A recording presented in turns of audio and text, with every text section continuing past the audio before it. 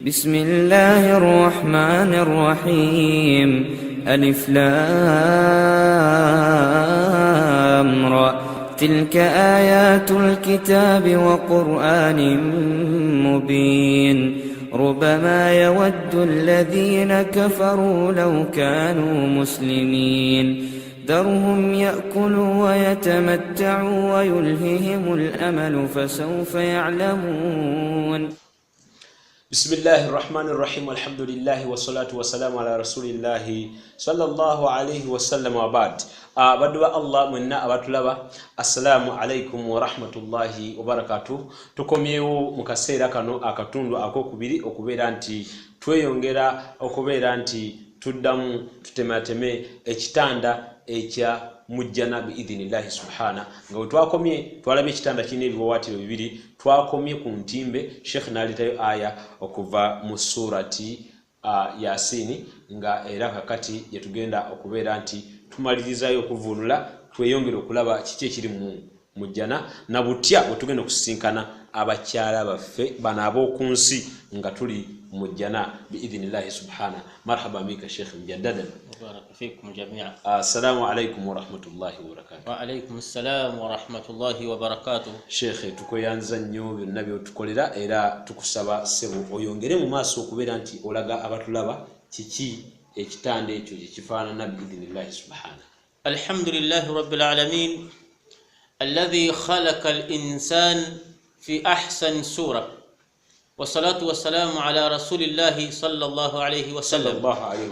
Bazi baganda bange nga bulijjo tubaaniriza nnyo ku mukutu gwaffe guno okubeera nti mufaayo ne mutuwuliriza ne mutuwa ebirowoozo byammwe. Tusaba Allah jalla wa ala abeere nti ekigendererwa kyaffe akituwa wa hiya aljanna. Allahumma amin. Bazi baganda bange nagambye nti omuntu yenna abeera nti alina okubuusabuusa mu bye tugamba.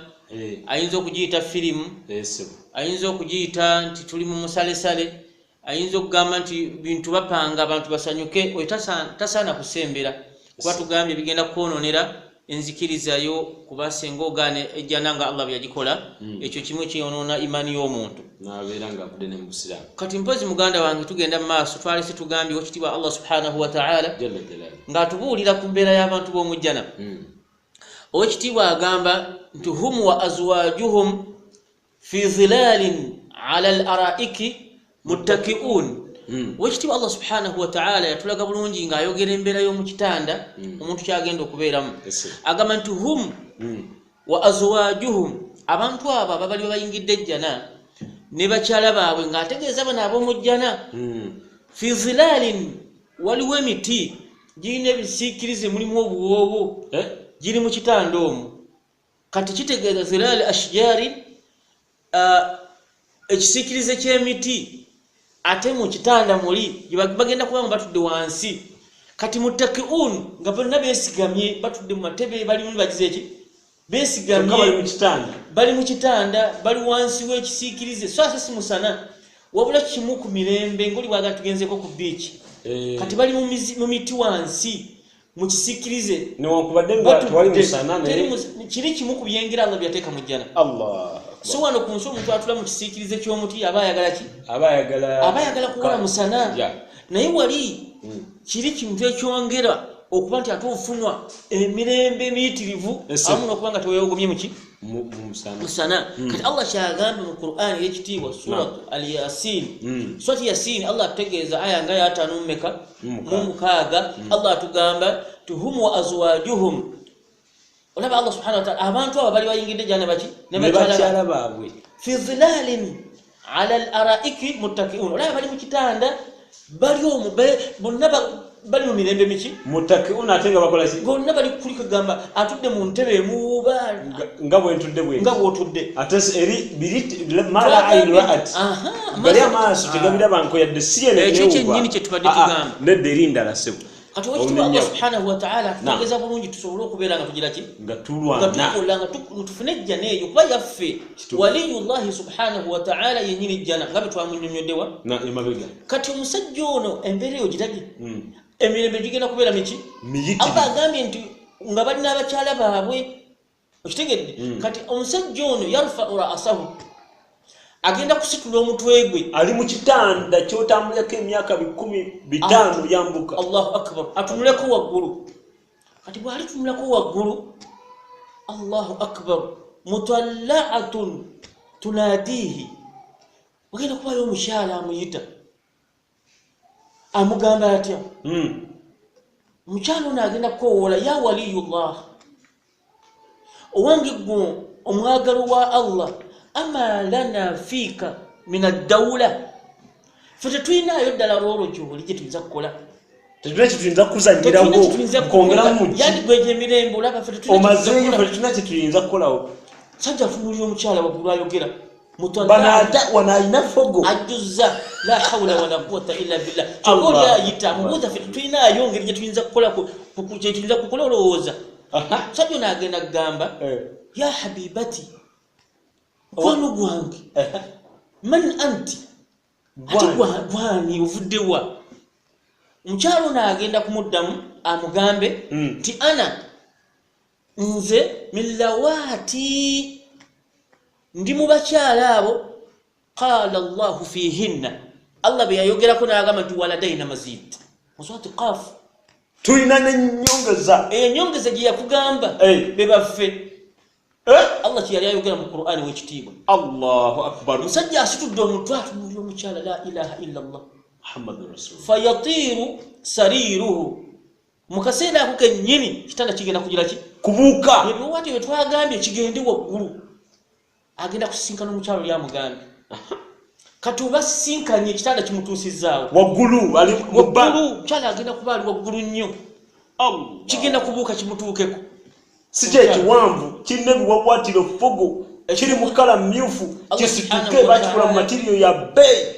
Ekitanda kigenda kutambula kigenda eri omukyala oli. Naam. Ibn Abbas radiyallahu anhu atunyonnyola embeera zino zonna abantu basobole okubeera nti bategeera Allah jalla wa ala, basobole okuyingizibwa ejjana. Naam. Kati ekitanda kibuuse, amusisinkanye waggulu. Omukyala bw'alituuka wali, kati kiki bagenda okukola ku birungi byonna, kisitudde ebirungi by'alina byonna, byalimu ebintu ebitayogerekeka, kigenze nabyo. Kati bw'alituuka wali, Allahu akbar, bagenda kumwongerako 100,000. Kyeki? Mitwalo na mitwalo. Fwe byagize ki? Byabadde alina mu bulungi ne mitwalo 100,000. Mitwalo na mitwalo bamwongere ku bintu ebyo. Omusajja mazidi Allah yagize ki? Nyongeza Allah nyongeza ku bino byalina. Abakyala bamwongeze. Era kiki kyennyini omukyala buli kimu kyonna nkugambye nga bakubisizaamu mitwalo na mitwalo ku bino byagenze nabyo. Ate nga bino tebabimugjeeko. Nabyo byagamba kyokka biri mu kitanda butanda seka nnyonnyola abantu kitanda. Olwali twagambye tetwogera ku jjana, twajogerako dda. Twogera ku kitanda. Tulina okwogera ku kitanda omuntu kyagenda okusulamu.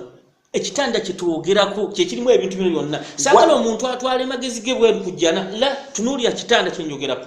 Allah. Byonna byonna byenjogera nnyonnyola kitanda. Kati omusajja amaze okutuuka ku mukyalo oli. Bamwongedde, Allah kyava agamba nti udkhuluha bisalam. Amini. Mugiyingire dhalika al-yawmul khulud. Dhalika al-yawmul khulud. Lunaku si lwakuvaamu. Lahum ma yashaa'una fiha waladaina mazid. Allah ga mugiyingire bisalam. Dhalika al-yawmul khulud. Lunaku lwakuwangaalira muki butavaamu.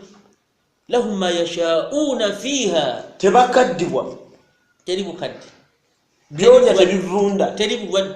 Emmere teggwayo. Terigenda mu toilet. Terigenda manju. Ate ng'olya. Wakati omuntu wali nnyo wanakuta. Nalidde ngege naye olubuto lumufuukidde olubuto. Nga lumuzze mu mannyo ngege kye yankoze yabadde njekye bweti.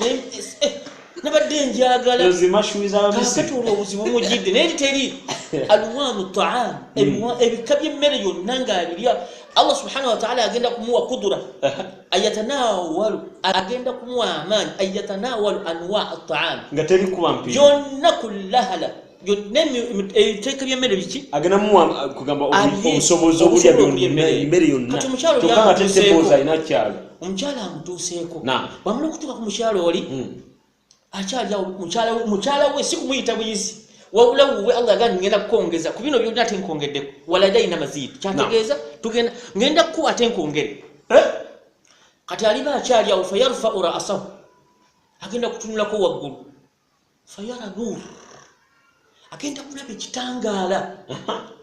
ekitangaala kiri kigenda kwewunyisa omusajja ono gwe wennyini sigamba muntu mulala era byenjogerako tebiggwanga tubirinda oyo yennyini atulaba musajja mukazi oyo kuba buli step ebeerako ew'omusajja n'ey'omukazi si bwe kiri bwe guli kituuse omusajja oyo mukyala amulabye ku ssanyu epitirivu kati fayarfa'u ra'sahu agenda kwongera okutunula waggulu fidaalihi mu kitanda ekyo agenda kutunula ala sakfin ng'alaba nur ku kasolya la yatasawwaruhu tasobola kukuba kifaananyi mu mutima gwe ayinza okulaba ekitangaala ekifaanagana kyokka n'entimbe nazo zaaka abivuddeko ate ekitanda kyambuka n'entimbe zaakyo omusajja bw'agenda okubuuza musajja bw'aliraba agenda kugamba amalakun karimu zaarana am rabbuna ashrafu alayna malayika yezze yekitiibwa tukyalidde yejja kiki ekijja kino au ashrafu alayna rabbuna oba allah atongedde ate agatiibwa agalala kugatiibwa getulina omusajja ono amagezi gagenda kumuggwako fayaqulu malak ebibuuzo ebyo yeebuuziza malayika egenda kubiddamu nga eri waggulu wulira malayika egenda kwanukula kiki ekyo kyalaba nga malayika eyo eri waggulu ala kurusiyi etudde ku ntebe yaayo wal kurusiyu min nur entebe yaayo eyakanayo ki kati malayika eyanukula gwe wennyini eyeebuuza nti amalakun karimu zaarana am rabbuna ashrafu alayna kati ebibuuzo malayika egenda kwanukula egamba etya la lam yazuruka malaku tewali malayika ekukyalidde walam yashrif rabbuk allah yatalina kitiibwa kyakongedde ma hadha nur kitangala kivuddewa kino ma hadha nur onjabye omutima yangu okyogera agamba nti kitangala kivuddewa yakulu lmalak malayika ene mugamba naye nga bayina hadha rajulu walmalak ma bayina 500 am malayika wetudde n'okutuuka ku musajja ono watambulayo emyaka meka myaka 5 eyanukula omusajja wali nze gwe n'omulala yenna amuga nti malayika si yekukyalidde ate si allah kwongera kitiibwa naye kiki kino musajja abuze ma hadha nur kati ekyo ekitangala kivuddewa kyagala kikivuddewa ya rabbi embeera gikigenda okujjamu takirabanga nako so nga ate abadde ali mujjana kikyagala nti mala ayinu ra'at ali mujjana ate bongedde ate kyatalabanga mujjana bino abadde kuva eri ku mulyango ajja awunga ate se mu kitanda malaika au malakun malayika eri emwanukula ne mugamba nti hadhihi mura'atuka ma'aka fil janna ad-dunyawiyya allahu akbar amugamba nti oyo mukazi wo mura'atuka ad-dunyawiyya Amina yafumbanga emmere wano Amina Zainab Nantongo nakandi nga yafuuse ekyenjawulo ekyo kitanga si malayika amugamba nti hadhihi mura'atuka ma'aka fil janna oyo mukyalawo ad-dunyawiyya Ibn Abbas agamba nti ad-dunyawiyya okwawula ku bano boogira ki booyina bana ab'omujjana oyo mukyalawo waki ow'okunsi wulira ebigambo Ibn Abbas agamba nti ittalaat alayk ajjeyo omutwe atunuleko fara'atak nakulengera fabtasamat naseka wa hadha an-nur thanayaha ekyo kyekibuno ennuru yefudde mu kibuno kya mukyala woyo Allahu akbar kabira subhanallah ekibuno kya mukazi wo bukratan wa asila kifudde mu ennuru ekyo kitangala just kumwenya amwenya ekitangala kifuuse ekyenena atenda butezaga wakatondoba ekibuno kiri Ibn Abbas agamba malayika emugamba nti la innaha mura'atuk oyo mukyala wo ad-dunyawiyya gobadde naye wa kunsi tifalamma ra'atuk bwakulabye ibtasamat aseseemu wa hadha nur min thanayaha amwenyeza akulengedde wa hadha nuru thanayaha kitangala kivudde ku kibuno kya mukyala ekyo kyawagula ekibuno kyekivuddemu ekitangala kumwenya kati omukyalo oyo Allah kusisinkanye omusajja ono agenda fayatiru ekitanda kiddemulera kibuuke kimusisinkanye. Allahu akbar, essanyu ligenda kutta omuntu bo wennyini okumusisinkana. Wa alaiha ng'omukyala aliko 70 hulla, ayambadde ebyambalo ebigundi ebyokwewunda 7 min anwa'i shatta, mu bika ebitali bimu 7, si pinki si brown saki wabula gold biki. Ibn Abbas annyonnyola si gold wabula tugamba biri byo byawukamu. Kati ate ng'aliko 70 hulal min adh-dhahabi wal-fidda, biri birala 7, ate ng'aliko ki hulal ebyokwewunda ebirala min adh-dhahabi wal-fidda, nga yeewunze yenna. Allahu akbar. Omukyalo oyo agenda kusisinkana, seke essanyu ligenda kutta omuntu. Omukyalo oli naawe wennyini. Sadaka Rasul sallallahu alayhi wa sallam, inna Allaha a'adda al-jannata lil-muttaqin. Yagiteekerateekera ki? Tewewuunya, ala tala anna Allaha huwa al-ghaniyyu al-mughni. Allah ye ghaniyyu al-mughni, omugagga saabagagga atagaggawaza. Kayfa tata'ajjab, weewuunya oti yoyo Allah subhanahu wa ta'ala yaf'alu ma yasha. Kati omukyala akusisinkanye, bamukuleetedde kati omusisinkanye, eyo tugenda okubasisinkana mu yembeera. Otunulira omukyala nga tukyamutegeera. Kaifa la wakad kanat ta'budu rabbaha wa kanat tasum wa kanat tusalli li rabbiha, yali asiiba naye ate oli olwokwadde bamukola kuwa service tayinza kwenkana mukyala we wakunsi abadan, kubanga yona afumba emmere awaata yonna mashakka dunyawiyya olusi akagalo kayidde byasinkanye bingi nnyo. Allah agenda kumukola asinkana omukyalo omulala n'omumuzaako kyokka n'aguma n'asigalawo. Ebyo byonna Allah jalla wa ala lillahi subhanahu agenda kubeera ng'amuwa ekyengero ekyo ekyokusinga abakyala b'omujjana, obulungi bw'omujjana bonna abeere ng'abwetisse okwambala ng'ebintu byayambadde biringa nasiigi al-mukabut, bugenda kubeera bwa golodi nga butono nnyo bulinga wuzizaaki zannabbubi naye nga bulungi pure gold alladhi khalaqahu Allah subhanahu, Allah gwe yatonda liibadihi salihin, nga teye wanjawulo kuwona obwokunsigo yatondera. Oyinza n'okumulabawo olaba ng'akutte kifunfugu. Kati mukadde wange bwekityo omusajja agenda kusinkana mukyala we, bagenda okwegatta. Ekyo kigenda okuddirira essanyu nga litta buli omu. Kati okwegatta omusajja bw'ali yegatta ne mukyala we wagenda kubeerawo obuyimba nga kasofiri tayiri, waliwo obuyimba bulinga obuloboozi bw'obunyonyi.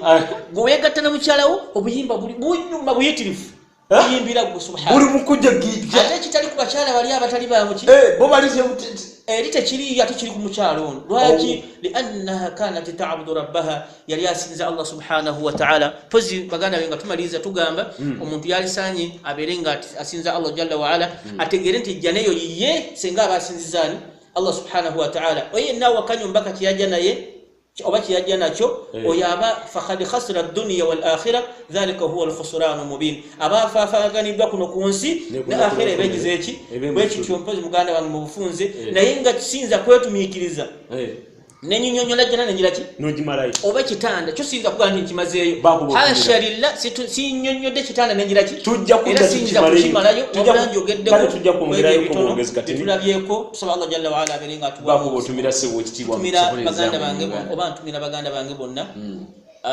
abali e Uganda, naddala abakola da'wa, nentumira bannyinaze, nentumira bonna ababeera nga beekutte ku nkola y'omubaka sallallahu alayhi wa sallam. Era nsaba Allah abeere nga agituttirako nabo bonna mpozi ababeera nti batuusa eri abantu ekyo Allah kyayagala. Yenze kitya Mwesi Anwar ntumira baganda bange mwenna abali e Uganda, mpozi ne baganda bange bonna abali mu Egypt, akakiiko akatwala Abannayuganda mu Egypt, omuzikiti gwe bayita Hanan ogutwala Abannayuganda mu Egypt, mpozi n'abalala mwenna batumidde nnyo, mwekumire ku support Islam. Wa barakallahu fikum, wassalamu alaikum wa rahmatullahi wa barakatuh. يا من أجبت دعاء نوح فانتصر وحملته في فلكك المشحون، يا من أحال النار حول خليله روحا وريحانا.